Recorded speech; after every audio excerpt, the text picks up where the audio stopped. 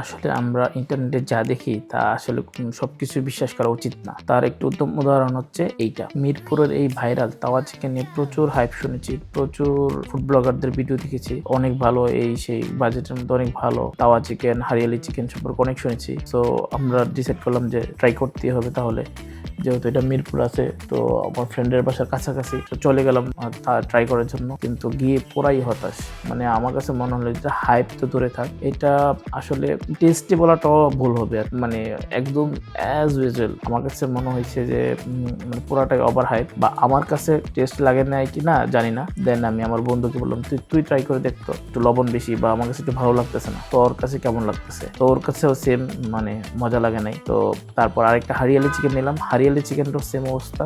হারিয়ালি চিকেনে আপনার পুদিনা পাতা খুবই বেশি, মানে আমার কাছে মনে হলো শুধু পুদিনা পাতার ফ্লেভারই পাচ্ছি। তো আমার কাছে মনে হয় দুইটা নিয়েই আমি হতাশ।